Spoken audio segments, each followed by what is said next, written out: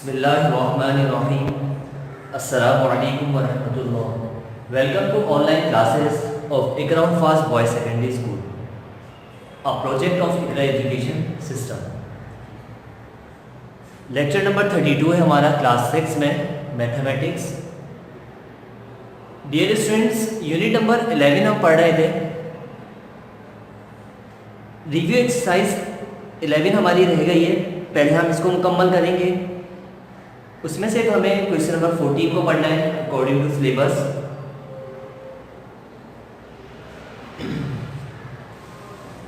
Dear students, मैं उम्मीद करता हूँ जो होमवर्क हमने आपको दिया था एक्सरसाइज 11.5 में कुछ सवाल हमने आपको दिए थे वो आपसे हो गए होंगे। Now open your book at page number 213, question number 14। Fill in the blanks है हमारे पास यहाँ पर। डियर स्टूडेंट्स, ये जो हमने एक्सरसाइज 11 पॉइंट पूरी यूनिट जो हमने आपको पूरा यूनिट जो समझा दिया है हमने आपको, उसमें से ही कुछ फार्मूले वगैरह हम पूछते हैं और वो यहाँ पर ब्लैंक में मौजूद भी हैं। तो ये हमारा सिलेबस का हिस्सा भी है और पेपर का हिस्सा भी होता है। तो ये काम मैं आपको बुक के ज़रिए से समझा रहा हूँ और आपको ये कॉपी में भी उतारना होगा। Question number 14, fill in the blanks.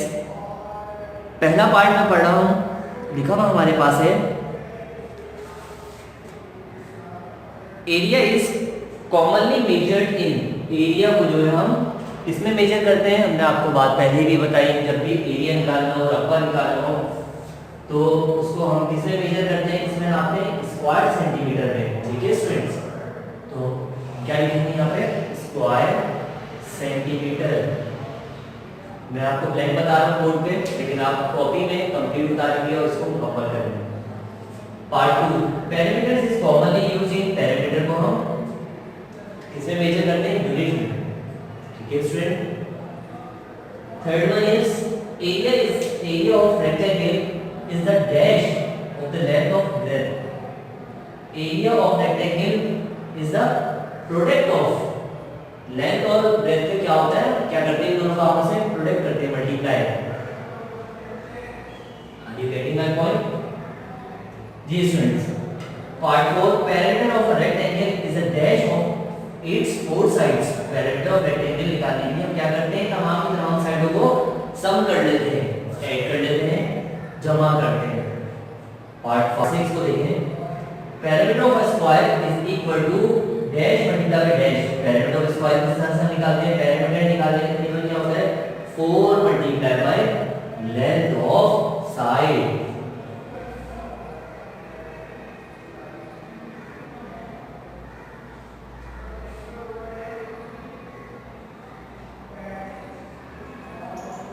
Students, part 7 को देखिएगा।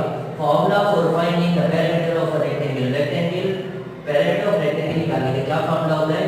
2 length plus of breadth. Part 8, formula for finding area of parallelogram is dash. Area of parallelogram, parallelogram का एरिया मालूम करना हो तो कौन सा फॉर्मूला यहाँ पर अप्लाई करते हैं? बेस को मल्टीप्लाई करवाते हैं हाइट के साथ। Base multiply by height. Students, part 9 को देखिएगा। Formula for finding area of triangle is, triangle का एरिया मालूम करना हो तो 1/2 base multiply by height. Part 10 को देखिए, तमाम फॉर्मूले हैं ये हम पूछते हैं मैथ्स कॉलम की फॉर्म में भी और लेंथ की फॉर्म में भी। ठीक है, आप हर लिहाज से तैयार है। Area of trapezium is equal to 1/2 h, 1/2 h b1 plus of b2। ये तमाम आपस में क्या होते हैं? Multiply. 1/2 h multiply by b1 plus b2। ये हमारा लेक्चर था रिव्यू एक्सरसाइज 11 का, तो आप मुकम्मल करेंगे। ठीक है स्टूडेंट, मैं यूनिट 11 के हवाले से हम कुछ रिकॉल करना चाहते हैं कुछ बातों को। आप इसको भी समझिए।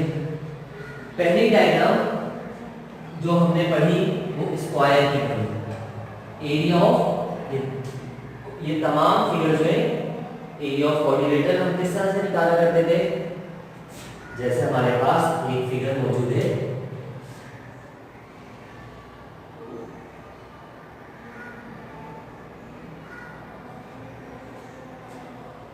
ये तमाम जो है ये क्वाड्रिलेटरल्स है। ठीक है स्टूडेंट्स, कैसे हम पहचानेंगे, इसका तरीका ये है, चार साइड वाली शक्लों को क्या कहते हैं, क्वाड्रिलेटरल कहते हैं। चार साइड वाली फिगर है ये, इसे हम क्या कहते हैं, क्वाड्रिलेटरल। इसी तरह से ये हमारे पास ये भी चार साइड वाली फिगर है, इसे हम क्या कहेंगे, ये भी हमारे पास क्वाड्रिलेटरल है। एक इन फिगरों को देखें आप, इनको अच्छी तरह से समझने की कोशिश करें।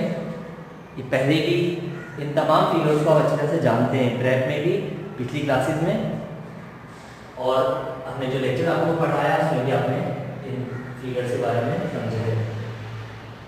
डियर स्टूडेंट्स, एरिया मालूम करने का क्या फॉर्मूला होता है, ये हमारे पास चार साइड के लिए, चार एंगल के लिए, चारों बराबर है तो ये स्क्वायर है।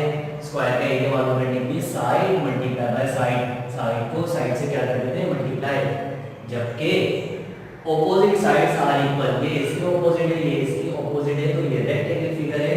और इसका एरिया मालूम करने के लिए क्या फॉर्मूला मैंने आपको बताया था, length multiply by breath, length multiply by breath. ठीक है स्टूडेंट्स, चौड़ाई और लंबाई की बात की जाए, इन दोनों कोऑर्डिनेटर में जो बात मुश्तरक है बेटा, इनकी चारों साइड, ये जो चारों साइड है इनकी, आप देख रहे होंगे, ये चारों की चारों साइडें जो हैं वो, इसको यूं समझ लें, ऐसी चार साइड्स वाली शक्ल जिसके एंगल सारे के सारे जो है वो 90 डिग्री हो। ऐसी चार साइड वाली शक्ल जिसके एंगल, चार साइड वाली शक्ल है जिसके एंगल जो है वो सारे के सारे, तमाम के तमाम एंगल जो है वो 90 डिग्री हो।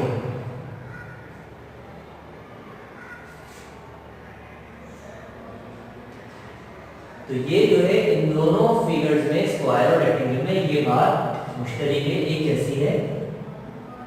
ठीक है स्टूडेंट्स, अब हम आगे चलते हैं। एक्सरसाइज 11.4 में हमने आपको क्या बात बताई, ये तमाम के तमाम फिगर्स क्या हैं, क्वाड्रिलेटरल।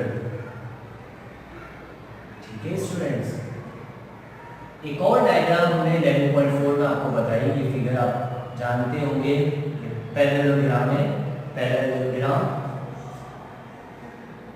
इसकी भी चार साइडें होती हैं, लेकिन इसके दो ऑपोजिट एंगल एक्यूट होंगे, दो ऑपोजिट एंगल एक्यूट होंगे और दो ऑपोजिट एंगल जाविये जो है वो ऑब्ट्यूज होंगे।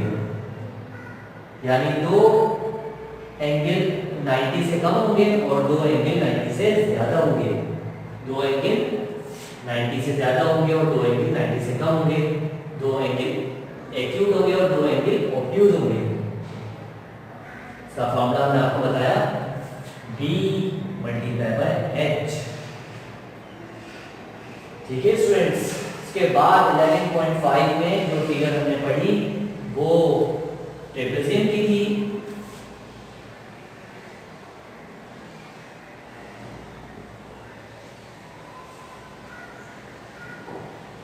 इस तरह की फिगर थी।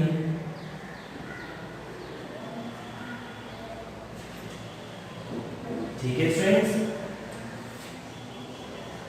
ट्रेपेजियम के अंदर जो बात आपको बताई थी, only one pair of opposite side are parallel.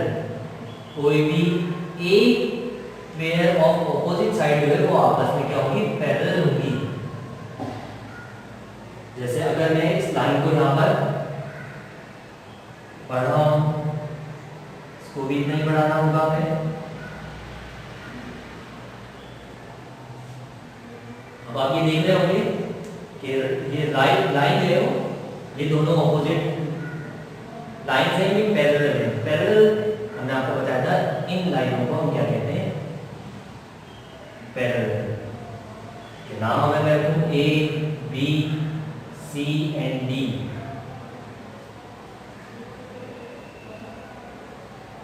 इनमें अगर ये जो लाइन है हमारे पास, ये तमाम जो है ये डायगोनल है, सब में डायगोनल हम ड्रॉ कर सकते हैं और तमाम की तमाम फिगर में दो ट्रायंगल बन जाएंगे हमारे पास, 1 2 1 2 1 2 1 1। ये जो चीज़ होगी वो हमारी क्या होगी, ये हाइट कहलाएगी।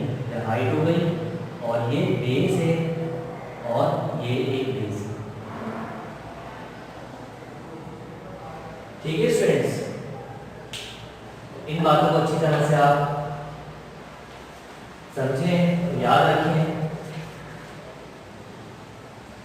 अब हम आते हैं अपने इस काम को मुकम्मल कर लीजिएगा। ये जो 11 यूनिट हमारा ये मुकम्मल हो गया है हमारा। अब हम आते हैं अपने एक्सरसाइज की तरफ। जो यूनिट है हमारा, यूनिट नंबर 12 है हमारा, इसको देख लीजिए। 3 डायमेंशनल सॉलिड 12.1 हम आज समझेंगे।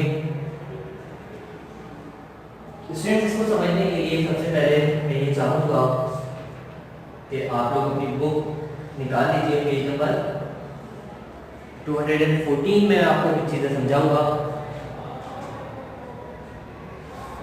इन daily life we come across with solid object like dice, tea box, tin of ghee, football, funnel, etc। ये तमाम की तमाम जो है वो सॉलिड ऑब्जेक्ट्स हैं। All this objects are 3 dimensional figure of 3D figures because they have 3 dimensional length, width and height. 3 dimensional figures को हम कैसे पहचानेंगे? ये 3 डायमेंशनल फिगर है ये, जिसमें लेंथ भी हो और विड्थ भी और हाइट भी हो। Let us consider a 3D object T box as shown here. It has 8 vertices, 6 base and 12 edge. आप देख रहे होंगे ये आपके पास फिगर मौजूद है, बनी हुई है। इसमें इन्होंने एजेस भी बता दिए, हाइट, और इसमें जो है वर्टिसेस भी बताए, फेस भी बताए। It has length of 8 cm, width of 6 cm and height of 10 cm. So it is 3-dimensional figure. Identify 3D figure: cube, cuboid, sphere, cylinder and cone with respect to their faces, edge and vertices. There are many solid figures, but we will discuss the properties of 5 basic 3D figures. जो हमारे पास 5 बुनियादी जो है 3D figures होती हैं। कौन कौन सी? पहले क्यूब, फिर cuboid, sphere, cylinder and last one is cone. These are shown blue. Figures भी आपके पास मौजूद हैं, आप देख रहे होंगे, और बोर्ड पे भी हमने बना दी है फिगर्स को। ये 3D फिगर्स हैं 5 बुनियादी। पहले हमारे पास क्यूब है। क्यूब के लिए जो प्रॉपर्टी है वो क्या है? It has a solid figure whose length, width and height are equal। तमाम की तमाम चीज़ें length, width and height सब इक्वल होती है। और इसके नंबर ऑफ फेसेस कितने होते हैं? 6। 1 2 3 फेसेस आपके सामने हैं और 3 फेसेस के बैक। नंबर ऑफ फेसेस 3 है। एजेस किसे कहते हैं? नंबर ऑफ एजेस, ये जो लाइन है हमारे पास ये एजेस है। ये कितनी होगी? 12। ठीक है, तो आप काउंट करेंगे तो 12 होगी। नंबर ऑफ वर्टिसेस, वर्टिसेस कहते हैं कॉर्नर्स को। ये हमारे पास कितनी है? क्यूब में 8 वर्टिसेस है, जबकि क्यूबाइड में it is a solid figure whose length, width and height are not equal। ये इनकी length, width and height equal नहीं है। नंबर ऑफ फेसेस 3 आपको सामने नजर आ रहे हैं और 3 जो है इसके बैक पर है। 6 नंबर ऑफ फेसेस है इसके, इसको अच्छी तरह से याद करना। तो नंबर ऑफ एजेस जो है वो 12 है और वर्टिसेस जो है वो 8 ही हैं। स्फीयर के लिए मैं बात करूं, एक गोल शेप जो है इसे कहते हैं sphere. It is a solid figure with complete round surface. Complete round surface होता है गोल।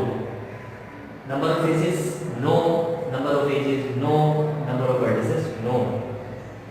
अब मैं बात करूंगा सिलेंडर के लिए। It is a solid figure with two opposite circular face and a curved surface. दो ऑपोजिट फेसेस, सर्कुलर फेसेस हैं, एक ये और एक ये।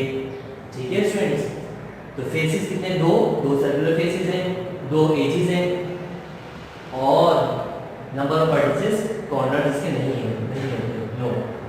Last one is it is a, देख रहे होंगे आप figure, it is a solid figure with one circular face and a curved surface. एक सर्कुलर फेस होता है, ये देख रहे हैं आप, एक सर्कुलर फेस है और एज इसका जो है वो एक सर्कुलर एज है, जबकि इसमें दो सर्कुलर है और इसमें वर्टेक्स एक होता है। वर्टेक्स जो है इसमें, ये वर्टेक्स होता है इसका, इसे क्या कहते हैं? वर्टेक्स।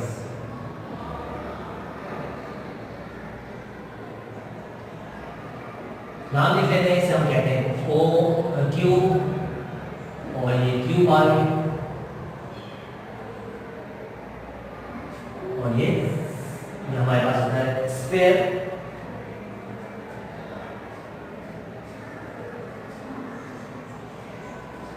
ठीक है स्टूडेंट्स, ये हमारे पास हो गया स्फीयर और फिर सिलेंडर है और ये कोन है। ये सिलेंडर है हमारे पास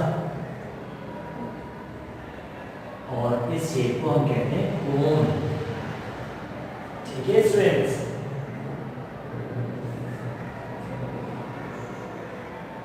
ये जो है हमारे पास ये सर्कुलर एज।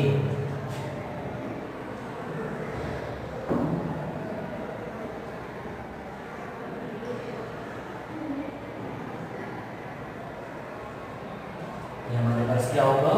ये हमारे पास सर्कुलर एज होगा। ठीक है,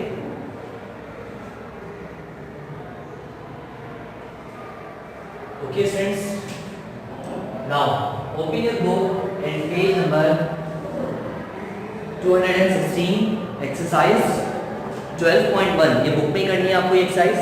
question number 1, identify the objects and right the names of the 3D figures with respect which respect represent these objects. बताइए फर्स्ट जो है वो हमारे पास शेप जो बनी है 3D फिगर जो है हमारे पास, ये इसका क्या नाम होगा? जी बिल्कुल, गोल है, सर्कुलर फेस है इसका, तो ये स्फीयर है, स्फीयर है। और सेकंड वन इज ये हमारे पास आप देख रहे होंगे टू सर्कुलर फेसेस हैं, इसे हम क्या कहते हैं? सिलेंडर। फिर एक कोन है थर्ड वन और फिर हमारे पास ये डाइस हमारे पास एक मौजूद है, ये किस शेप में है? क्यूब। और उसके बाद हमारे पास क्यूबाइड है और ये मैच बॉक्स भी जो है वो क्यूबाइड है। ठीक है स्टूडेंट्स, क्वेश्चन नंबर 2 की जारी बाय पेज नंबर 217। ये भी आपको बुक में ही करना है। Fill in the blanks for the following figures. एक फिगर आपके पास गिवन है, क्यूबाइड, कोन है और क्यूब है।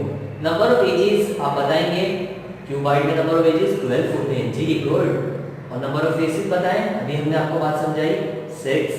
Number of vertices 8। गुड। इसी तरह से कोन में बताएं आप, आपके पास ये फिगर मौजूद है। Point A represent, point A जो है वो रिप्रेजेंट क्या कर रहा है? ए मैंने आपको बताई, ये पॉइंट ए है, बोर्ड पे देखें ये पॉइंट ए है, तो इसे क्या कहते हैं? वर्टेक्स। गुड, आप लिखेंगे vertex. Number of circular faces, number of circular faces इसमें कितने हैं?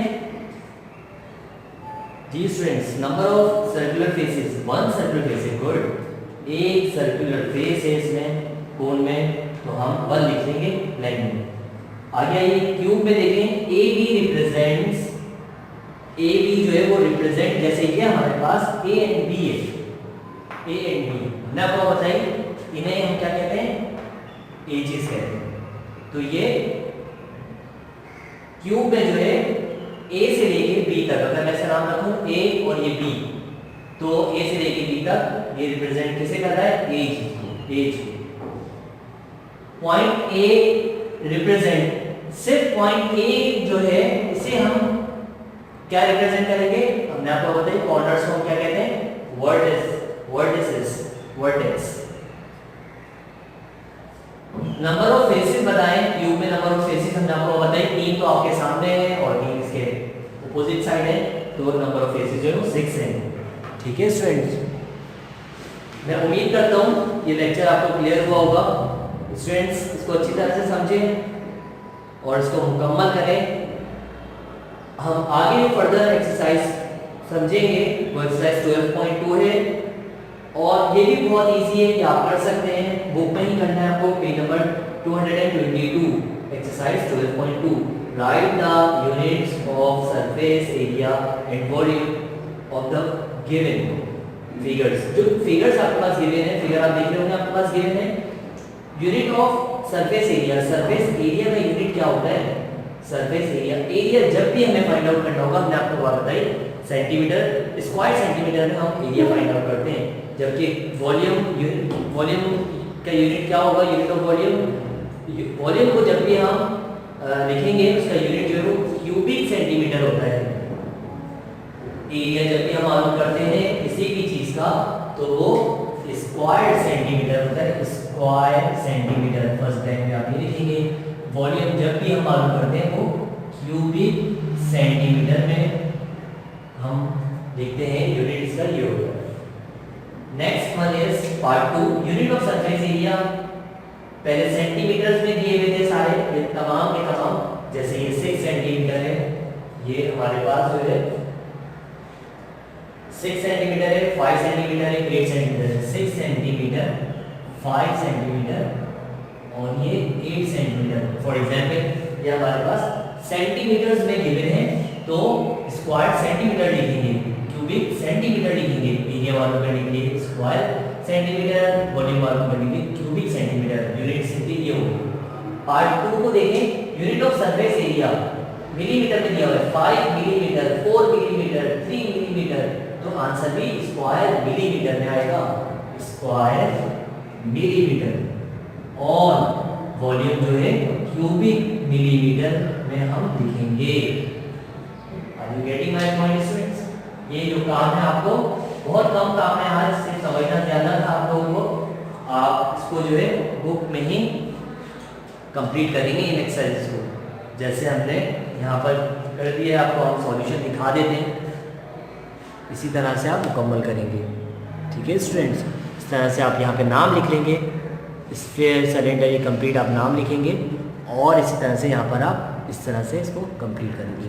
12.2 की जो हमने बात की इसको आप इस तरह से मुकम्मल करेंगे, बुक में ही करना है और आप चाहें पेंसिल से भी कर सकते हैं। ठीक है स्टूडेंट्स, ये आपका होमवर्क है, इसको आप मुकम्मल करें। तो होमवर्क क्या बनेगा आपका, do exercise 12.1 question 1 2 and 12.2 question number 1।